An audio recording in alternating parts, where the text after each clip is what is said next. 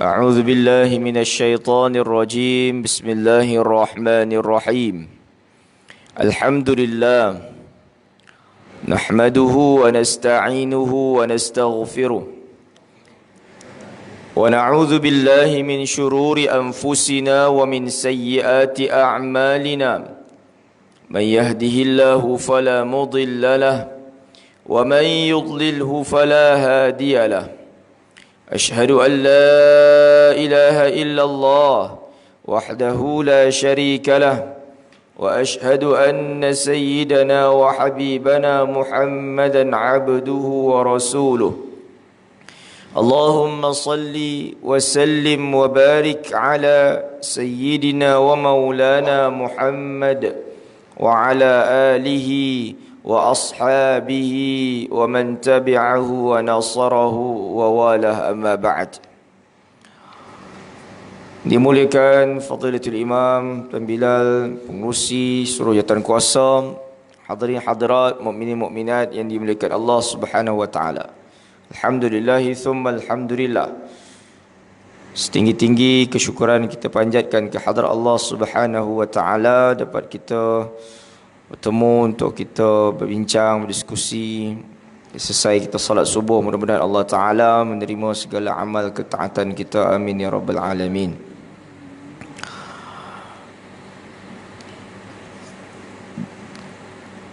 Di dalam sepotong hadis yang diriwayatkan oleh Imam Muslim, kata Nabi SAW, Inna Allah astafa kananatun min waladi Ismail wastafa Quraisyan min kananatin wastafa Hashiman min Quraisyin wastafani min Bani Hashim. Kata Nabi SAW, sesungguhnya Allah Subhanahu wa taala telah memilih Kinanah di antara anak-anak Ismail, dan dipilihnya Quraisy dari Kinanah, dan dipilihnya Hashim dari Quraisy, dan dipilihnya aku dari Bani Hashim. Hadis ni tuan-tuan yang dirahmati Allah Subhanahu wa taala adalah menjadi sandaran bahawa Nabi SAW adalah berketurunan daripada Nabi Ibrahim alaihissalam. Sebab itu Nabi Ibrahim ini disebut sebagai gelarannya Abul Anbiya. Apa dia? Abul Anbiya, bapa segala Nabi. Walaupun Nabi yang pertama adalah Nabi Adam, tetapi Nabi Ibrahim ini adalah bermula jalur baginda lah yang paling meluas keturunan para Anbiya. Kerana keturunan Nabi-Nabi ini bermula daripada susu jalur Nabi Ibrahim. Maka Nabi SAW sebut, Allah Subhanahu wa taala telah memilih Kinanah, maksudnya keturunan yang suci di antara anak-anak Ismail. Mana daripada Nabi Ibrahim turun kepada Nabi Ismail, dan dipilihnya Quraisy. Quraisy tu inilah kabilah atau kita kata bangsa Nabi lah. Dan dipilihnya Hashim. Hashim tu kabilah dia, maknanya dia punya kelompok dia tu. Dan aku adalah daripada Bani Hashim. Nabi ni SAW, kita semua tahulah, dulu lahir tak ada tahun, tuan-tuan. Tahun ni Masihi je lah yang ada. Tahun Masihi, tahun 1400 yang kita sebut hari ni tak ada lagi lah zaman Nabi lahir dulu. Hatta sampai Nabi wafat, tak ada tahun. Tahun ni tak wujud ketika Nabi ada. Makna tahun hijrah ni tak wujud. Lepas bertahun-tahun ketika zaman Sayyidina Umar, baru bermulanya sistem kiraan tahun dalam Islam ni. Dia bukan bermula di zaman baginda SAW. Adapun bulan itu wujud. Rabiul Awal, Rabiul Akhir, Rabiul Thani sebut.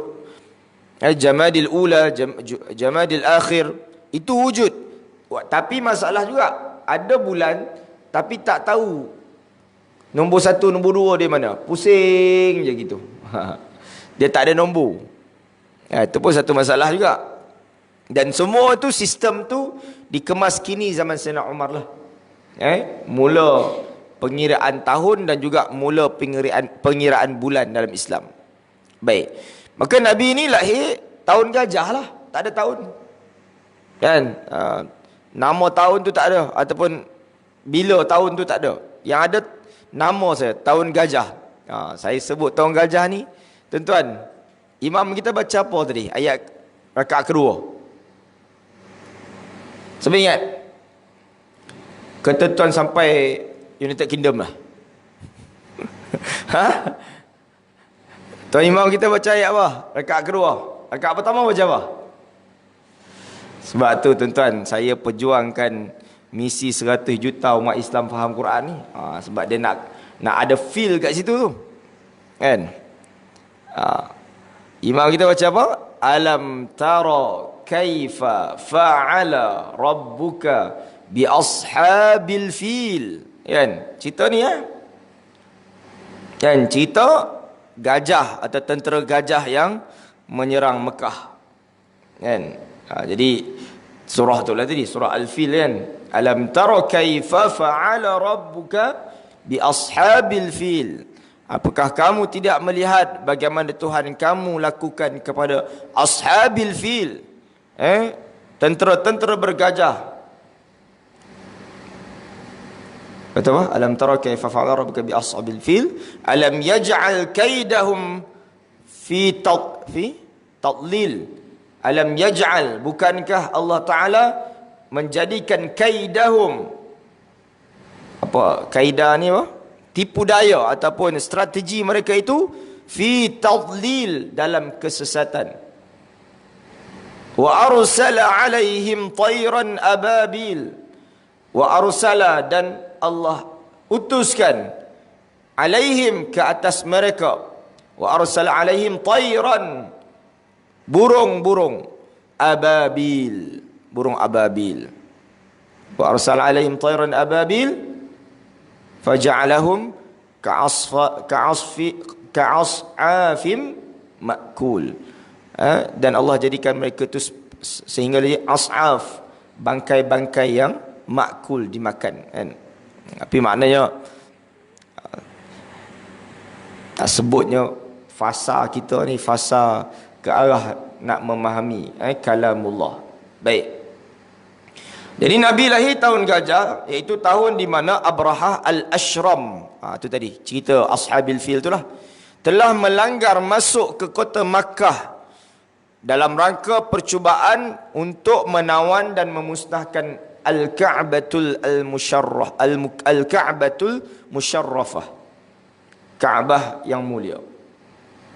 Saya baru ni iaitu pergi ke Johor kan. Satu orang datuk ni, tuan-tuan, siapa orang Johor? Orang Johor, ada orang Johor? JDT ada. Marah Selangor. JDT.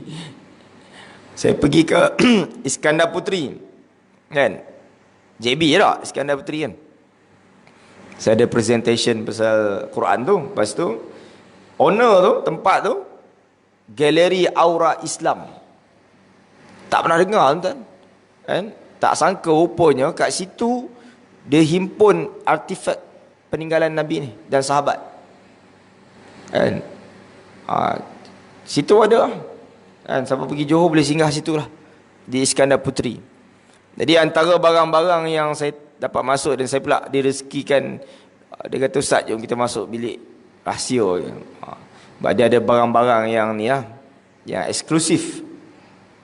Antaranya dalam tu tahun bila ketika Kaabah direnovate, ada ubah suai bahagian dalam tu, batu-batu yang digunakan Kaabah tu sebahagiannya diturunkan, mungkin sebab tak boleh nak match dengan maknanya renovation tu, Allah Alam saya tak pastilah. Jadi waktu tu dikatakan Sultan Brunei antara orang yang minta untuk sebahagian batu-batu yang dikeluarkan daripada building Kaabah tu, maknanya dalaman Kaabah tu Sultan Brunei ambil. Sebahagian lah, mungkin sebahagian di tak tempat lain, di Topkapi ke di apa, Turki kan. Jadi Datuk ni, Datuk Anwar nama dia, dah boleh pergilah tengok. Cuma saya lupa tanya macam mana dia dapatkan daripada Sultan Brunei tu. Mungkin dia beli ke, wallahu alam lah. Adalah sepihan batu Kaabah tu yang disimpan adalah satu. Dan dikatakan batu tu bukan batu biasalah, batu ambil daripada mana, maknanya terlupa dia cerita tu. Tapi maknanya batu tu kan batu biasa. Maknanya sebab ada riwayat cerita, sebab saya pun tak mendalami sebenarnya bagaimana apa namanya riwayat cerita tentang pembinaan Kaabah ni, sebab Quran pun tak cerita detail lah kan. Quran tak cerita detail macam mana proses pembinaan Kaabah. Cuma Allah Taala, kalau kita tengok dalam Quran tu, Allah kata apa, wa idh ja'alnal baita mathabatan linnas, ataupun Allah kata wa idh yarfa'u ibrahimul qawa'ida minal bait, Allah kata. Dan apabila idh yarfa', apabila Ibrahim dan Ismail itu yarfa'u Ibrahim al-qawa'id. Qawa'id itu makna struktur pembinaan Kaabah tu. Tapi Quran dia tidak sifatnya memperincikan sesuatu kisah. Cuma dia cerita asas je lah. Jadi Nabi Ibrahim dan Nabi Ismail tu bina qawa'id, ataupun dia punya kita sebut apa, dia punya struktur tu lah, maknanya pembinaan Kaabah tu. Daripada mana bahan dia apa semua dia ambil tu, mungkin ada hadis lah, tapi saya tak sempat kaji kan. Cuma nak sebutnya ada sepihan batu tu dekat Johor tu disimpan kan. Adalah saya tengok ada rambut Rasulullah ada disimpan kan. Banyak lah, banyak tengok banyak benda lah kat situ di Galeri Aura Islam, apa nama, Iskandar Putri. Baginda ni semua kita tahulah masa Nabi lahir tu, kejadian itu Allah sebut dalam Quran, ayat yang kita baca tadi lah, surah Al-Fil. Dan baginda SAW lahir ketika sudah ketiadaan ayah baginda, Abdullah. Dan kita pun tahu ini adalah satu kronologi menggambarkan sosok seorang insan yang daripada kecil sudah mengalami fasa ujian. Lahir-lahir tak ada seorang ayah, kemudian tak berapa lama pula ibu dia pula meninggal. So di sini kita sudah tengok bagaimana Allah memilih seorang insan yang dari kepada kecil sudah pun diajar erti keperitan. Sebab itulah kehidupan tu tuan. Kehidupan ni perlu kita faham, memang medan untuk kita diuji. Sebut ujian ni tuan, semalam saya ada khutbah dekat Putrajaya Jumaat lah kan. Keluarlah rumah awal 11.30 kan, sebab Jumaat pun awal kan, pukul 1 kan. Jadi kita nak tazkirah lagi. Keluar awal sampai pun 12.50 tuan. Bukan pasal apa, kena lentung dengan motor tuan. Kan. Nasib baiklah budak tu tak ada apa-apa, saya pun alhamdulillah selamat. Tapi nak ceritanya ujian kan, saya pun tak apalah kan, dah nak kena kan. Saya pergi ke sana sampai lagi 10 minit dah masuk Jumaat dah, tapi tak apalah, tazkirah lagi jap. Nak cerita tu, elok lepas Jumaat tu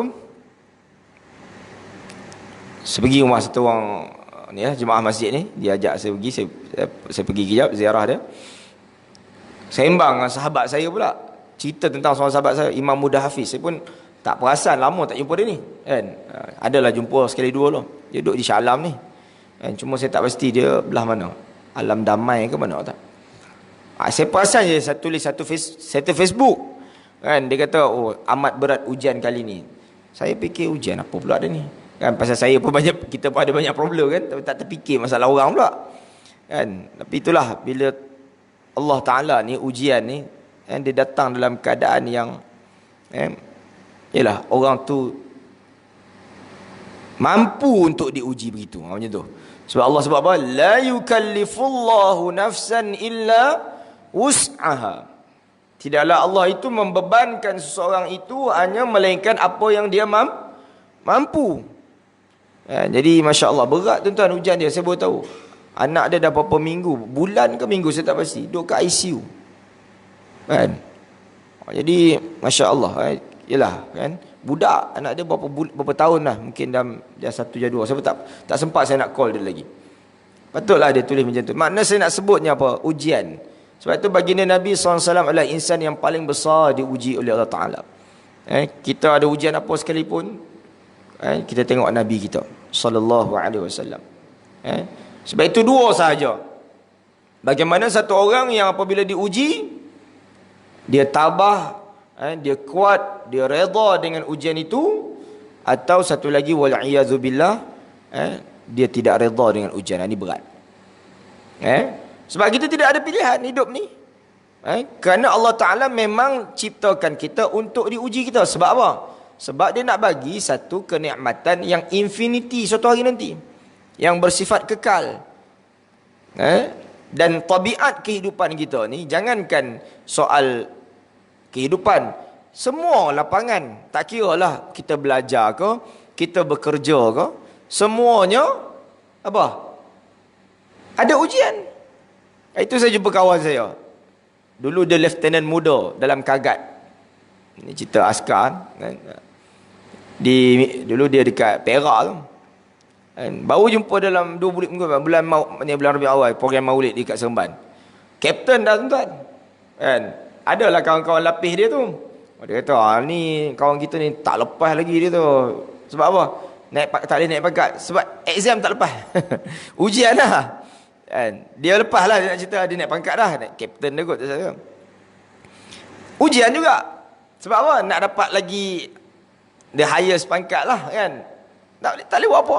Nak kena ujian. Tapi saya tak tanya lah ujian dia apa kan. Nak kena daki gunung Everest ke apa. Allah. Nah, maknanya ada ujian. Semua. Dan itulah hakikat kehidupan yang memang perlu kita memang perlu bersedia sentiasa untuk menghadapi ujian-ujian ni, untuk Allah Ta'ala bagi sesuatu yang lebih baik. Dan asasnya tadi kita faham bahawa ujian yang Allah Ta'ala set up untuk kita tu adalah ujian yang mampu untuk kita harungi, bukan ujian yang memang tak mampu. Banyak tuan-tuan, kita tengok keliling, musibah-musibah yang berlaku di keliling kita, macam-macam. Kata kuncinya tuan-tuan, kita Muslim ni, kembalikan diri kita ini kepada Allah Ta'ala. Sebab itu kita diajar, bila kita diuji apa dia? Kita sebut inna lillahi wa inna ilaihi raji'un. Itu dia. Kan? Sedar kita, tak ada apa. Kan? Tu bila saya tengok renung-renung, itulah kehidupan. Kan? Memang macam tu. Kita fikir balik kan. Kita duk syok kan, duk pulun pergi sana sini, kena uji. Renung balik, tak ada apalah. Itulah kehidupan. Memang Allah Ta'ala set up kita macam tu. Betul Allah kata apa? وَلَنَبْلُوَنَّكُمْ بِشَيْءٍ مِّنَ الْخَوْفِ وَالْجُوعِ وَنَقْصٍ مِّنَ الْأَمْوَالِ. Tentang kalau tengok betul-betul, cuba perhati lafaz yang Allah guna. وَلَنَبْلُوَنَّكُمْ. Itu ada taukid di situ. Kalau kita tengok bahasa Arab. لَنَبْلُوَنَّكُمْ tu lam taukid. Sepatutnya wa nabluwakum ataupun nabluukum, dan kami uji kamu. Dia tak macam tu. Dia kata wala nabluwan, dan pasti kata Allah, confirm kami akan uji kamu bi syai'im minal khauf, dengan sesuatu daripada khauf, ketakutan, wal ju' kelaparan, wa naqsim minal amwal, kekurangan harta benda. Tu kena faham betul. Lana beluannakum tu. Tu kalimah tu. Sebab kalau kami uji, dia tak kata walanab, lanab. Dia sebut nablu saja, kami uji. Tapi tak, dia kata lanabluwannakum. Lam taukid ditutup dengan nun taukid di hujungnya. Kan? So nak gambarkan memang confirm. Cuma macam itulah. Ada orang yang menerima dengan redha, dengan tenang.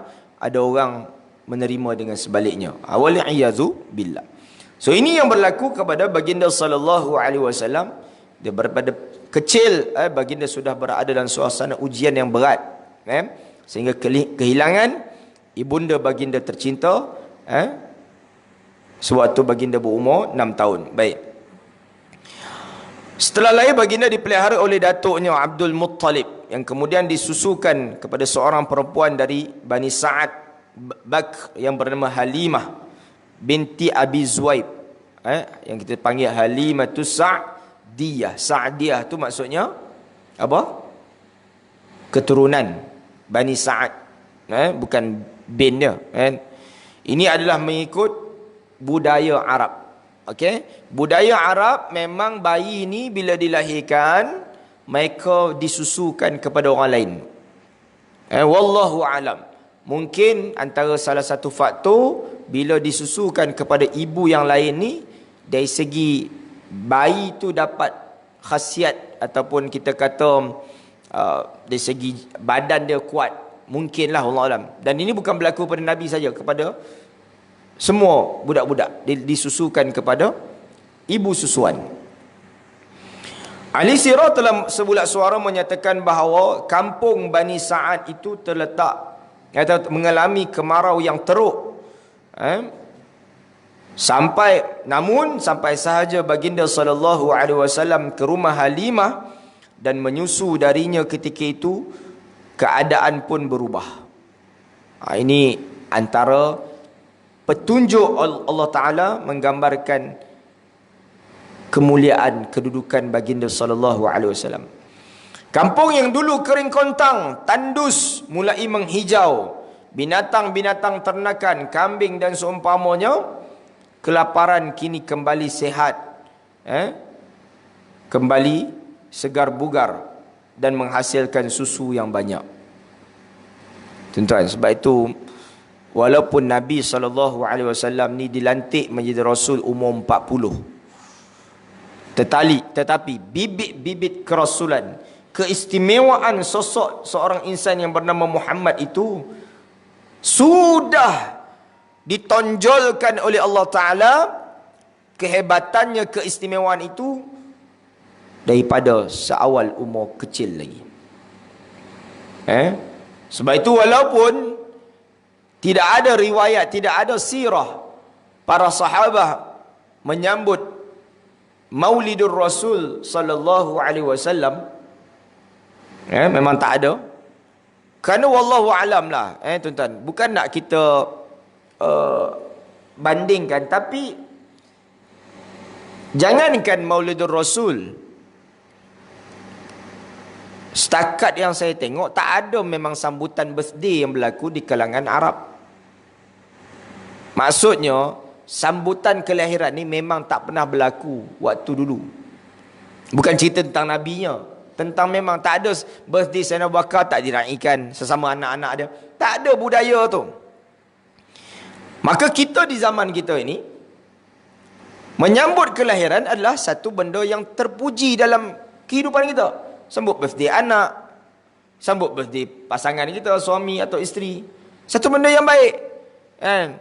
Pertama, kita meraihkan ulang tahun kelahiran itu ada beberapa sudut lah. Pertama, kita doakan umurnya semakin baik, semakin barakah, sehat, sejahtera mudah-mudahan. Yang kedua, untuk tuan badan tu satu juga, apa dia? Lebih mengingatkan dia bahawa umurnya makin tak banyak. Itu pun satu hal juga, kan? Lagi banyak kita sambut birthday, kita semakin sedar bahawa umur kita semakin sedikit. Betul tak? Ke semakin banyak, tuan? Nombor makin banyak lah, tapi tempoh umur makin sikit. Kan? Tak lama dah nak hidup ni, macam itulah. Itu satu sudut. Tapi maknanya sambutan itu bersifat benda yang adat, yang ma'ruf, yang baik. Kita doakan, kan? Mungkin ada orang buat kenduri sikit, jamu orang makan, tak kisahlah. Maka demikian menyambut Aid ataupun kita Maulidun Nabi SAW, yang juga taklah kita samakan dengan maulud kita, dengan kelahiran kita. Berbeza. Kita tak potonglah kek Nabi lahir. Mau potong kek buat apanya? Nabi bukan ada pun, kan? Tapi menyambutnya dengan kita berqasidah, dengan kita menceritakan perjuangan Nabi, sirah Nabi, kan? Menggambarkan jerit perih perjuangan baginda, itu satu benda yang terpuji lah. Dan benda ni tak perlu nak bahas sampai nak anggap orang tu syirik, sampai nak anggap orang tu buat benda. Saya tak faham sebahagian mentaliti puak-puak tertentu ni. Kan? Saya nampak sebahagian dia dah makin kendur lah. Alhamdulillah lah, ada sebahagian dah makin boleh terima. Tapi yang kerasakan tu banyak lagi juga. Tapi kata syirik, orang sambut maulid, la ilaha illallah Muhammad Rasulullah. Apa cakap macam tu? Bukan ada apa pun. Kau tak nak sambut pun tak ada masalah apa pun. Kan? Dah kita nak tunggu ceramah cerita tentang Rasul ni, apa kuliah macam ni alhamdulillah lah kita baca kitab tentang Rasulullah. Tapi hak datang ramai ni je. Jadi taklah salah kalau kita buat satu event cerita tentang Nabi secara besar-besaran, panggil tokoh-tokoh. Itu benda yang baik. Teraikanlah. Kan? Tak setuju pun mungkinlah ada pandangan-pandangan tertentu, tapi tak perlulah sampai melabel tahap yang begitu ekstrim, kan? Itu masalahnya tu. Dan kita pun taklah sambut dengan cara yang keterlaluan seperti orang Syiah meraihkan tentang Sayyidina Ali ataupun Sayyidina Husain, yang tuan-tuan tengok sebagian video-video YouTube yang merepek-repek tu, pergi sebat badan lah, pergi buat ritual-ritual merapu-rapu tu. Taklah kita macam tu. Kita berhimpun, kita berqasidah, berselawat, mencerita tentang sirah Nabi. Ini sebenarnya semua amalan yang baik, yang tidak terikat dengan soal ibadah khusus. Orang tak buat pun tak rosak iman dia pun. Tak ada masalah apa. Kan? Tak adalah satu orang tak pergi maulid, oi rosak iman. Tak ada apa. Kan? Bahkan orang yang tak pergi maulid pun kita tak pernah kata pun kecintaan dia bermasalah kepada Nabi. Mungkin dia lebih cinta kepada Nabi daripada kita. Pasal apa tuan? Ada orang pergi maulid malam, subuh dia esok pukul 8 pagi. Kacau juga. Nak salah jugalah tu. Kan? Tak berapa cantik lah juga. Kan? Cerita tentang maulid sakan. Tapi dia pun haru biru juga hidup. Yalah, maknanya kita harap hidup dia semakin baiklah. Cuma kadang-kadang nilai sebenar kecintaan tu tak diterjemahkan dalam kehidupan. Itu masalah. Tapi maknanya perlu kita faham bahawa menceritakan tentang Nabi Rasulullah ni adalah satu perkara yang terpuji. Jangan tunggu musim-musim tertentu. Patutnya maulid ni kita buat selalu lah, kan. Bukan nak tunggu period awal saja. Baik.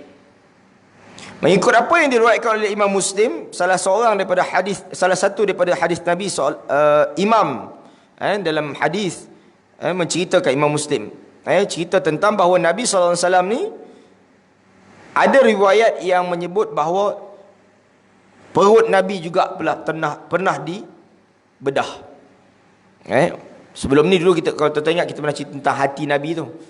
Masa Nabi pergi main-main dengan budak-budak tu, kan, Jibril datang belah hati Nabi. Ada riwayat lain dari riwayat Imam Muslim, perut Nabi pun pernah dibedah.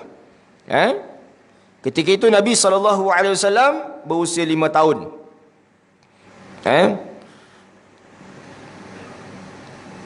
Dan setelah itu kita tahu bahawa kewafatan ibunda Nabi Aminah, yang mana telah wafat seketika umur Nabi 6 tahun. Dan ketika itu bergelarlah Nabi ini seorang yatim piatu. Sebab itu Nabi ini digelar juga sebagai Sayyidul Aitam. Apa dia? Penghulu anak-anak yatim, tuan-tuan. Sebab itu anak-anak yatim ni, tuan-tuan, memang satu, kalau boleh kita kata, lubuk pahala, tuan-tuan, nak buat amal baik. Carilah anak yatim. Bukan kira dia anak orang miskin, anak orang kaya. Cuma biarlah, kalau anak yatim tu memang hidup dia senang, itu kelebihan lah. Tapi tentulah kalau ada anak yatim yang kehilangan ibu atau ayah dan dia susah, tuan-tuan, itu adalah kesempatan untuk kita menabur bakti. Kerana mereka ni ada kedudukan mulia di sisi Nabi SAW. Itu jangan sesekali dicela anak yatim. Maka Nabi pun duduklah bersama datuknya. Dan akhirnya datuknya pula pergi ke alam baqa. Itu datuk je pula meninggal lah. Ketika itu baginda SAW berusia 8 tahun. Dan bermula itulah baginda dijaga oleh siapa? Abu Talib. bapa saudara baginda yang semua kita tahu berakhir hidupnya sehingga menjadi tahun kedukecitaan buat Nabi Muhammad SAW kerana Abu Talib tidak beriman kepada baginda, tak menerima akidah ini bawa oleh Nabi SAW. So ini asas yang semua kita tahu sebagai kita nak kembali mengimbau bagaimana derita Nabi SAW bermula daripada kecil diuji oleh Allah Subhanahu Wa Taala dengan kehilangan insan-insan yang amat baginda cintai. Ayah dah lah tak jumpa, selang berapa tahun, maknanya hidup tak apa nak besar sangat. Ibu pula meninggal, tak berapa tahun pula meninggal pula datuk. Dan akhirnya nanti Abu Talib pula meninggal. Seorang bapa saudara yang amat-amat menyayangi Nabi SAW meninggal dalam keadaan tidak pula beriman kepada baginda, beriman kepada Allah Ta'ala. So ini perjalanan hidup Nabi SAW yang kita semua tahu melalui fasa-fasa keperitan, tuan-tuan. Sebab tu kita hidup di zaman ini, ya tentulah nak dibandingkan jauh sekali. Cuma tentulah juga kita pasti diuji, tuan-tuan kan. Pasti diuji. Maka kita dah melihat inilah insan yang paling, antara yang paling dahsyat diuji oleh Allah Ta'ala. Ini serpihan atau secebis kisah. Kita akan tengok banyak lagi kisah-kisah bagaimana Nabi SAW ni nak menyampaikan risalah agama ini yang begitu perit perjuangan baginda. Baik. Kata Syekh Ramadan Buti, kita tengok di sini ada beberapa pengajaran daripada apa yang dilalui oleh Nabi ni. Yang pertama sekali dia kata apa? Berkaitan dengan nasab keturunan Nabi SAW. Maka di sana ada dalil yang jelas menunjukkan bahawa keturunan Nabi ini keturunan yang mulia. Itu yang pertama. Sebab Allah Ta'ala nak mendatangkan, membangkitkan seorang insan membawa risalah Islam ini. Di zaman itu diberikan jawatan kenabian itu kepada Muhammad itu yang susur jalurnya, susur jalur yang terpelihara. Maknanya susur jalur yang mulia sehingga kepada Nabi Ibrahim alaihissalam. Sebab itu dalam sepotong hadis riwayat Imam Tirmizi, Nabi bersabda, Nabi pernah bertanya kepada para sahabat, siapakah aku ini? Lalu para sahabat menjawab, engkau adalah utusan Allah. Selamatlah engkau ya Rasulullah. Maka Nabi menjawab, aku adalah Muhammad. Ana Abdullah, ana Abdul Muttalib. Sesungguhnya Allah Subhanahu wa taala telah menjadikan manusia, kemudian dia dijadikan mereka dua golongan, maka ia jadikan aku dalam golongan mereka yang paling baik. Kemudian ia jadikan mereka beberapa kabilah, maka ia jadikan dalam kabilah mereka yang paling baik, kemudian ia jadikan beberapa keturunan, maka ia jadikan aku dalam keturunan yang baik, dan aku adalah orang yang terbaik di antara mereka. Menunjukkan bahawa keturunan Bani Hashim ini keturunan yang dihormati di kalangan Quraisy. Itu maksud dia. Kerana zaman itu untuk mencari satu keturunan atau satu kabilah yang baik ini susah. Semua kita tahu. Zaman dahulu, zaman awal Nabi dilahirkan atau sebelum-sebelum tu, zaman jahiliah yang kita sebut tu, tak ada ketenteraman. Tak ada, tuan-tuan. Saling berperang. Sebab itu kalau tuan biasa dengar yang Ashhuril Hurum, bulan-bulan haram. Tuan ingat tak? Bulan-bulan haram kan? Jadi bulan-bulan haram ni bukan cerita dalam Islam. Sebelum Islam datang, para Quraisy, orang jahiliah, memang dah iktiraf dah bulan-bulan tu. Kan? Apa kelebihannya? Kelebihan di sisi mereka, bulan-bulan tu bulan-bulan tak boleh perang. Bulan-bulan gencatan senjata. Dan itu telah dipraktikkan sebelum Nabi datang pun. Dan ini salah satu bukti bagaimana Islam mengiktiraf kebenaran yang telah wujud sebelum Islam datang. Islam follow je. Kan? Nabi tak suruh buang pun. Kan? Bahkan dalam Al-Quran Allah sebut kan 3-4 bulan tersebut. Kan? Jamadil Rabiul Awal, Lepas tu Rabiul Awal. Jamadil Ula, lupa dah. Rejab, yang satu Rejab. Satu. Lepas tu yang tiga tu Rabiul Awal, Rabiul Akhir, Jamadil Awal kan? Betul tak? Bulan, lupa dah. Masa betul lah kan? Betul lah bulan haram. 4 bulan. Di 4 bulan ni tidak berlaku peperangan. Tidak berlaku permusuhan, pembunuhan. Sebab ini telah berlaku culture begitu di kalangan Quraisy. Kan? Tapi nak sebutnya demikian. Sebab tu saya ada satu kisah, bukan kisah lah, satu situasi yang berlaku sebelum Nabi datang. Di antara budaya Quraisy ni untuk orang perempuan lah khususnya.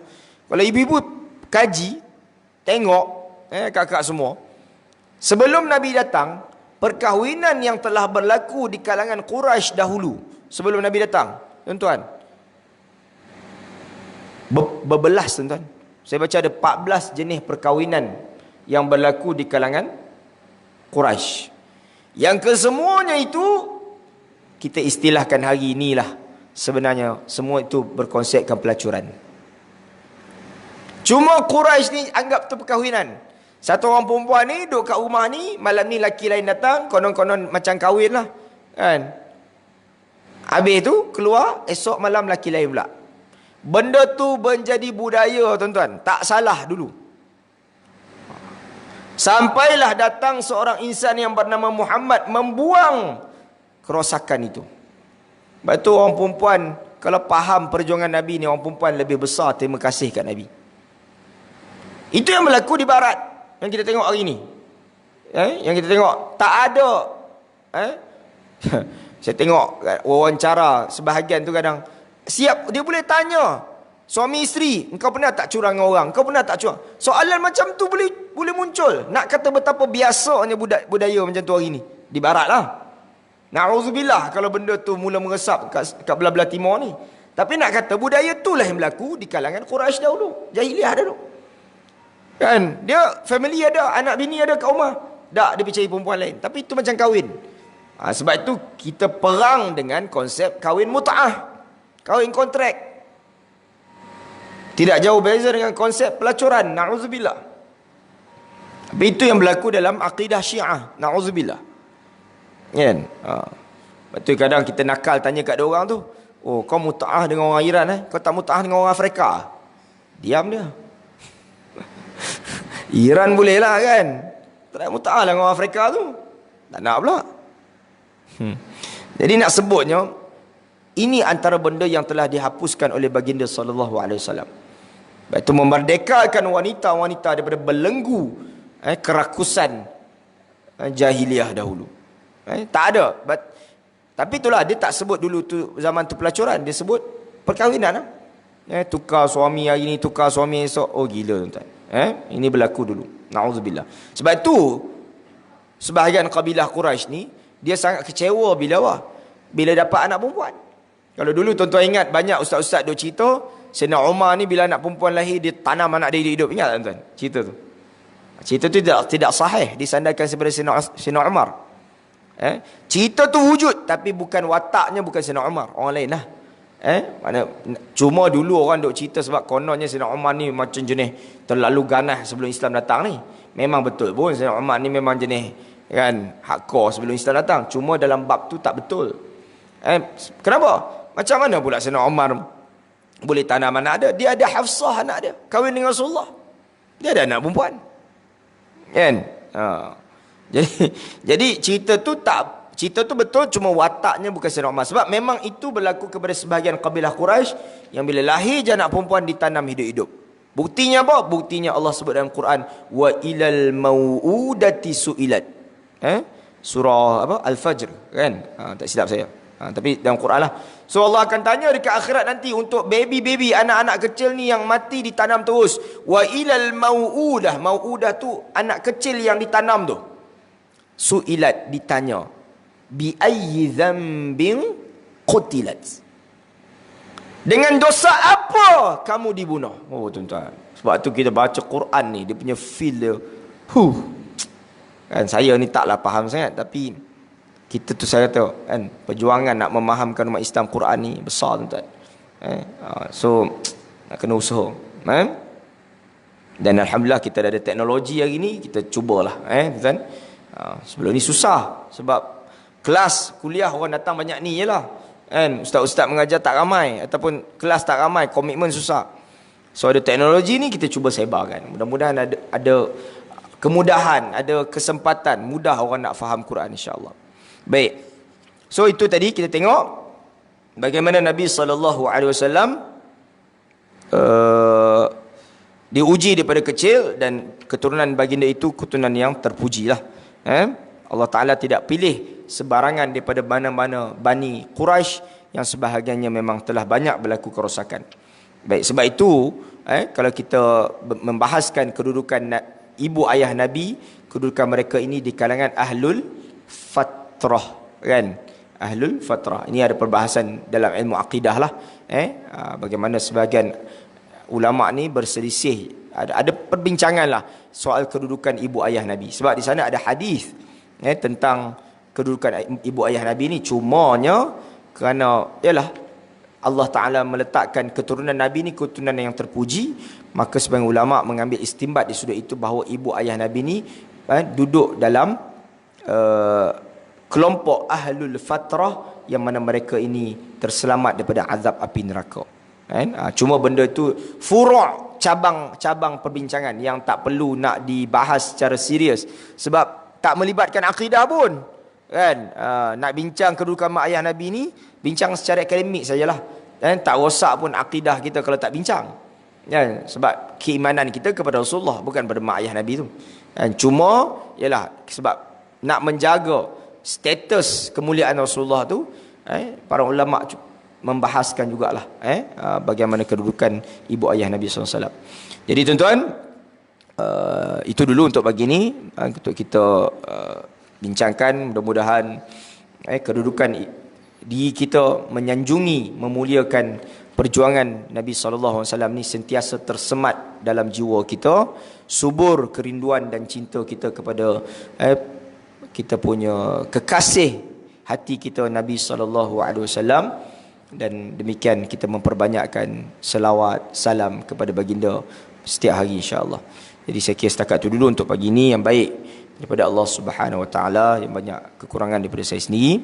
Insya-Allah tuan-tuan doakan saya hari ini saya program saya penuh, program menyebarkan Quran ni, insya-Allah projek kita, sasaran kita dalam setahun ni kita target 100 juta umat Islam faham Quran. Jadi kita sama-sama, sebab ini benda yang kita cuba selesaikan masalah umat. Baca alhamdulillah, faham ni tuan. Faham Quran ni nak kena usahalah. Saya banyak mengajar tadabbur Quran ni, banyak surah masjid saya mengajar. Tapi macam saya katalah, yang dengar tu 30-40 orang macam ni lah. Baguslah alhamdulillah. Tapi saya fikir macam mana nak selamatkan kawan-kawan kita dekat kedai mamak sana. Macam mana nak selamatkan. So alhamdulillah, teknologi ni bagi saya kena sebarkan, saya kena sama-samalah buat untuk kita sampai misi tu insya-Allah. Sebab anak saya umur 8 tahun tuan-tuan, saya pun tak pernah terfikir qul a'udzu birabbil falaq tu, every single kalimah tu ada dalam kepala dia maksud dia. Itu tak boleh imagine tuan-tuan, budak 8 9 tahun. Maksud kalimah tu, ayat tu semua tuan-tuan hafal. Tapi hari ni kalau saya tanya qul a'udzu birabbil falaq, saya rasa payah kita nak jawab. Tapi dengan mudahnya teknologi ni untuk kita ambil manfaat, kita sebar-sebarkan, bermula daripada budak kecil besar tu boleh faham Quran. So itu satu bagi saya perjuangan besar untuk kita sama-sama grow, sebarkan ke seluruh negara. Alhamdulillah tuan-tuan, so far dah merebak jauh lah. Cuma nak katanya ada efek besar. Sebab tu insya-Allah setahun dua lagi kita akan tengok generasi anak-anak ni darjah 5, darjah 6 faham. Saya kata tak payah banyak, jangankan semua Quran tu, separuh je. Separuh Quran tuan-tuan kalau kita faham. Tuan-tuan. Macam mana bayangkan semua imam kita baca kat depan ni kita boleh tahu cerita dia. Itu yang insya-Allah. So mudah-mudahan doakan saya. Hari ni saya ada beberapa talk untuk projek ni di Seremban, di Rembau ada. Kejap lagi di Kajang pun saya cakap insya-Allah untuk kita sebar-sebarkan. Wallahu a'lam. Terima kasih banyak-banyak. Jumpa lagi. Aqulu qawli hadza wa astaghfirullahal azim wa lakum. Bismillahirrahmanirrahim. Alhamdulillahi rabbil alamin. Wa sallallahu ala sayyidina Muhammadin wa ala alihi wa sahbihi ajma'in. Allahumma inna nas'aluka ridhaka wal jannah wa na'udzu bika min sakhatika wan nar. Allahumma arina al-haqqa haqqan warzuqna ittiba'ah wa arina al-batila batila warzuqna ijtinabah. Rabbana atina fid dunya hasanah wa fil akhirati hasanah wa qina adzaban nar. Walhamdulillahi rabbil alamin. Taqabbal Allah minna minkum. Terima kasih banyak-banyak. Jumpa lagi. Wassalamualaikum warahmatullahi wabarakatuh.